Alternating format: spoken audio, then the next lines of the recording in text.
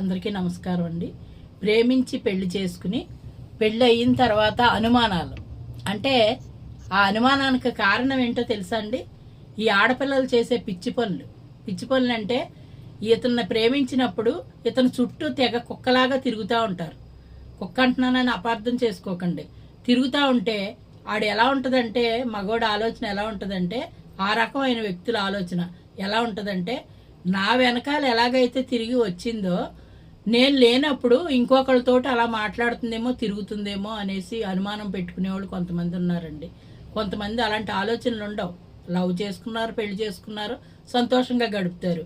కానీ కొంతమంది ఉన్నారండి, నా వెనకాల ఎలా వచ్చిందో ఆడ వెనకాల అలా వెళ్ళిపోద్దేమో అని ఆలోచన పెట్టేసుకుని ఆ భార్యని చిత్రహింసలు పెడతా ఉంటారు.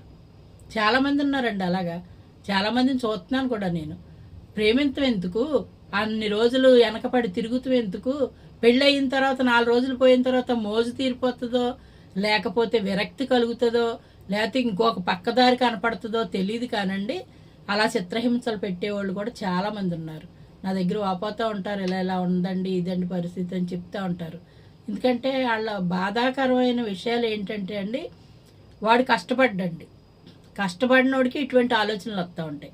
కష్టపడేవాడికి ఒళ్ళు అలసిపోయి ఇటువంటి చెడ్డ ఆలోచనలు రావండి. ఎప్పుడైతే ఇంటి దగ్గర ఉండి వండుకుని తినేసేసి ఒక రోజు తెచ్చుకుని 2 రోజులు తిని 2 రోజులు ఇంటి దగ్గర ఉండి ఈ రకంగా ఉన్న వాళ్ళకి తప్పనిసరిగా ఇలాంటి ఆలోచనలు వస్తూ ఉంటాయి. అదే ఒళ్ళొంచి కష్టపడేవాడు అనుకోండి, రూపాయి డబ్బులు తెచ్చి రేపొద్దున పుట్టబోయే వాళ్ళకి భవిష్యత్తు బాట వేసుకుంటూ ఉంటాడు.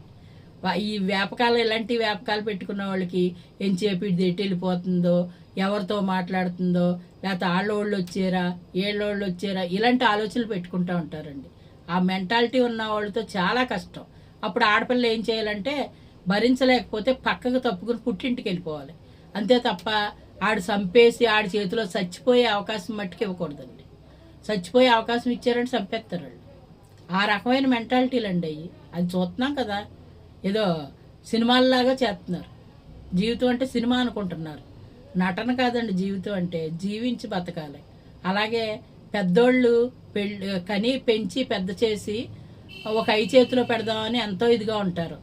అలాంటప్పుడు ఈ పిల్లలు ఏం చేస్తున్నారంటే అట్రాక్షన్కి లోబడిపోయి, ఎందుకో వాళ్ళ ప్రలోభాలకు లోబడిపోయి వాళ్ళ వెనకాల వెళ్ళిపోయి పెద్దోళ్ళకి చెప్పకుండా వీళ్ళకి బాధ మిగిల్చి వీళ్ళు వెళ్ళిపోతున్నారు. తర్వాత రోత పుట్టే బతుకులు బతుకుతున్నారు అక్కడ.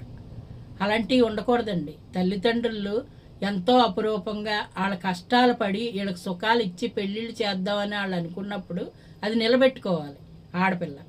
ఏమంటారు చెప్పండి?